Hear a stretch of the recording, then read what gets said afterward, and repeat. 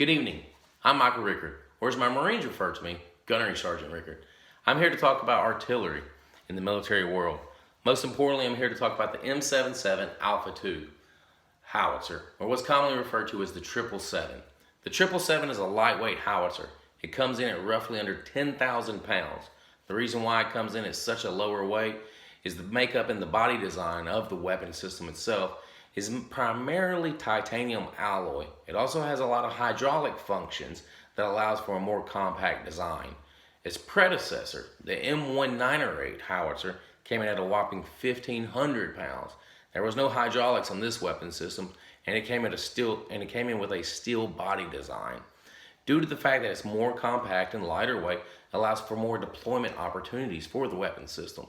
Whereas the M1908 could only be towed and transported by much larger, heavier helicopters or fixed-wing aircraft such as a C-130, the 777 itself can be deployed by rotary wings such as a Chinook or even an Osprey. It can also be transported by C-130, but most importantly, it's a towed weapon. It's transported by a 7-ton or even a 5-ton itself. There's three basic characteristics to the makeup of the 777. You have the body, the cradle, and the saddle. These are all the major components that make up what is a 777 howitzer. The uses of the howitzer is primarily used for indirect fire, meaning it's on the back end of the spectrum, and you have your forward elements, such as your infantry elements. When they're engaged by enemy combatants, they can call for fire back to the rear, which would be your 777s, and the 777s will fire down upon the enemies that are engaging us. It can also be used in a direct fire aspect. Now, the deployment of the howitzer, the laying and displacement of the howitzer. So for emplacement, the getting it set up to fire on a crew of, at a maximum, you want about 8 Marines. At a minimum, you can operate with 5. Again, this is due to the hydraulic systems. With the hydraulics, you can have a much lower crew load than you could on the M1908.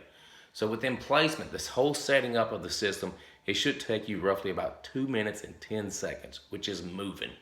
Now the displacement means you're moving to another area, you're getting out of Dodge. Again, due to the hydraulic systems and the lower weight, this allows you to displace that element and get it ready to travel in 2 minutes and 23 seconds.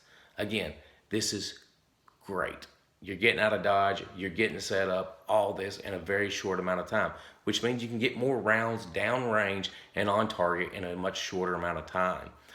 Due to the aspects of the 777, you can find it is a 155 millimeter, meaning it shoots a 155 millimeter shell, a projectile.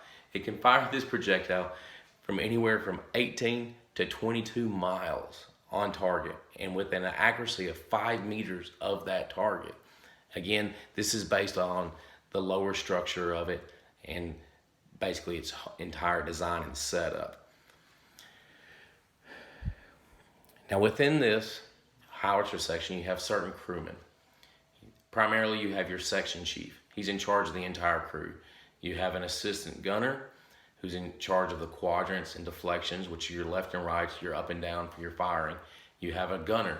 You have a number 1 cannoneer who's in charge of the loading of the powder and the projectile, things like that. You have a number 2 cannoneer who's in charge of firing the gun once he's given the command by the section chief. You also have an ammo team and a powder team. All of these Marines function as one well-oiled machine. In a mission, these Marines should be able to function and fire rounds downrange at a rate of 5 rounds per minute, which is moving. This is hauling. All right.